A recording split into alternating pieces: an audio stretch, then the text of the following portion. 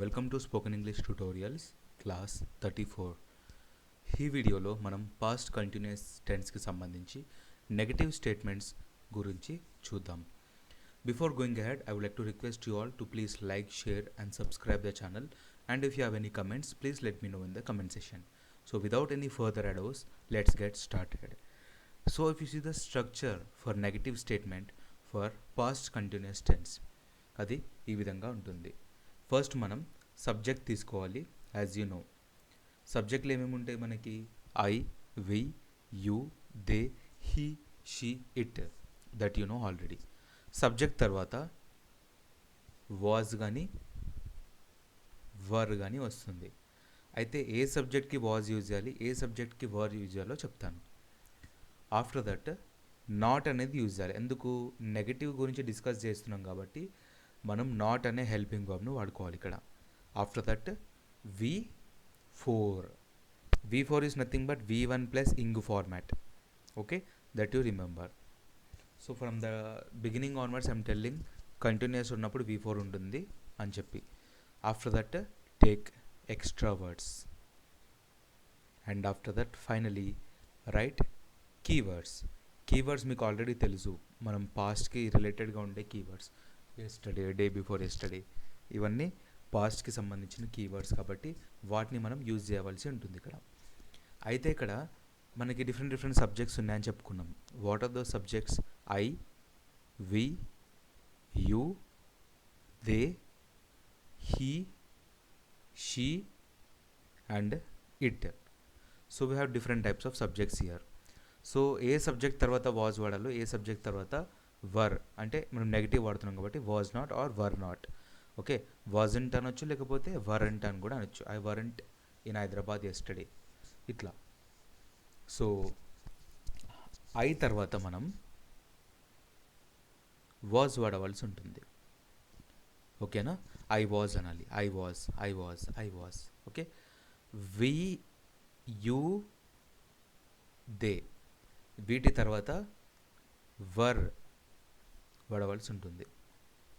WHERE, were.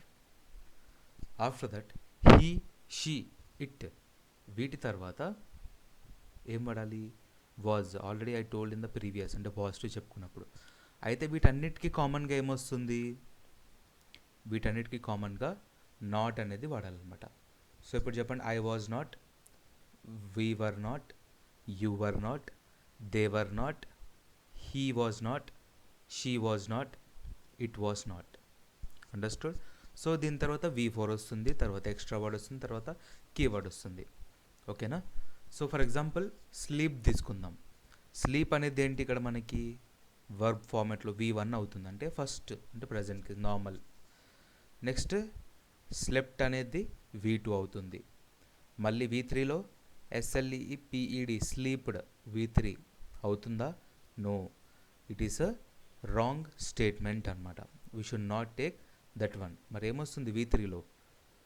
SLEPTA వస్తుంది, slept వస్తుంది. Okay, don't get confuse in that regard. తర్వాత V4లో ఏమొస్తుంది?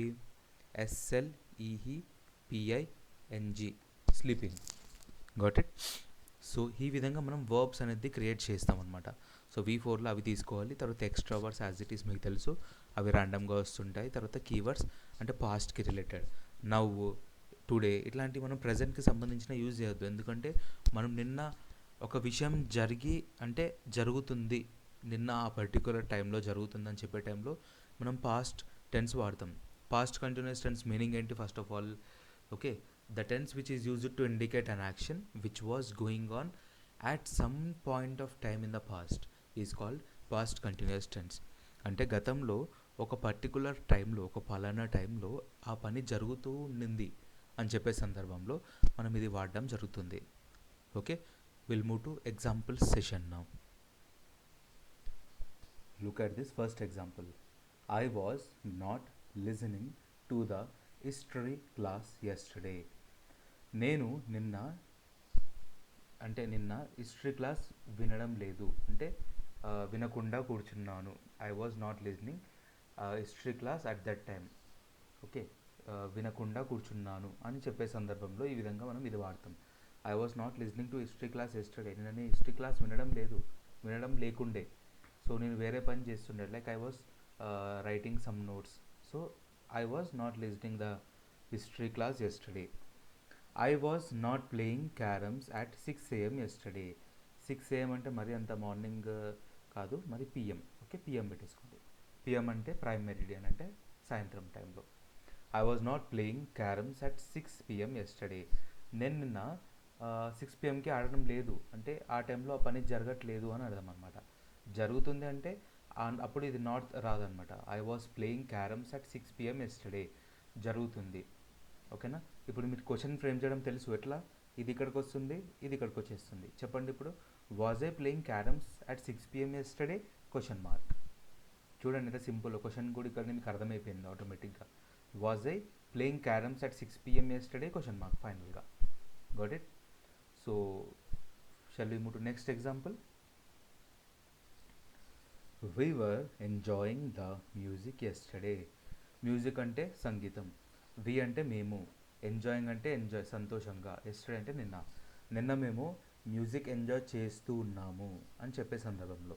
Next example, we were doing homework yesterday afternoon. మేము నిన్న మధ్యాహ్నం హోంవర్క్ చేస్తూ ఉన్నాము అంటే గతంలో ఒక పని జరుగుతుంది ఆ టైంలో. నిన్న మధ్యాహ్నం ఈ విధంగా జరుగుతుందని చెప్పి ఇప్పుడు చెప్తున్నాం మనం. we were doing homework yesterday afternoon. And small correction here, this particular statements, two statements for we are in positive, so we need to convert into negative. So what we can do, we were not అని add చేసుకోవాలి ఇక్కడ రెండిటికి. So then it will become negative statements. we were not enjoying the music yesterday, మేము నిన్న music enjoy చేయడం లేదు.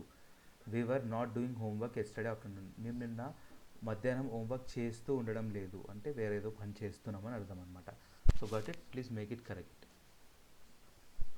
You were waiting for bus yesterday in the afternoon. So what does it mean? నువ్వు నిన్న మధ్యాహ్నం బస్ కోసం wait చేస్తూ ఉన్నావు కంటిన్యూస్గా. వెయిట్ చేయడం లేదు అంటే సారీ, యు ఆర్ వెయిటింగ్ కదా, ఇది పాజిటివ్లో ఉంది. యు ఆర్ నాట్ నెగిటివ్లో చేసుకోండి ఇక్కడ. Okay, you are not waiting for bus yesterday in the afternoon. You are not dancing in your room last night. నువ్వు నిన్న నీ రూమ్లో డ్యాన్స్ చేస్తూ లేవు అంటే చేస్తున్నావు అంటే you are dancing in your room last night. నువ్వు చేయట్లేవు అంటే you are not dancing in your room last night. So clear? Will move to next example. So look at here, they were not talking to principal yesterday. వాళ్ళు నిన్న ప్రిన్సిపల్తో మాట్లాడడం లేదు ఆ టైంలో. They were not working in that company last month వాళ్ళు ఆ కంపెనీలో వర్క్ చేయడం లేదు. Okay, next example, he was not sleeping at this time yesterday. నిన్న ఈ సమయానికి వాళ్ళు అంటే అతను నిద్రపోవడం లేదు అంటే స్లీపింగ్లో లేడు అని అర్థం అనమాట. నెక్స్ట్ ఇంకా ఎగ్జాంపుల్స్ క్రియేట్ చేయండి, దాంతో మీరు సేమ్ స్ట్రక్చర్ ఫాలో అవుతూ క్రియేట్ చేయండి. She was not dancing yesterday. తను నిన్న డ్యాన్స్ చేయడం లేదు అంటే చేస్తూ లేదు, not dancing. Next, it was not raining at this time yesterday. నిన్న ఈ సమయానికి వర్షం పడుతూ లేదు అని అర్థం అనమాట. So got it. సో మీరు ఇక్కడ ఓన్లీ నేను కొన్ని ఎగ్జాంపుల్స్ ఇచ్చాను, మీరు దీంతో ఇంకా ఎగ్జాంపుల్స్ క్రియేట్ చేసి ప్రాక్టీస్ చేయండి. So it will be like best practical part for you. So we'll see you in the next video with another interesting topic. Thank you.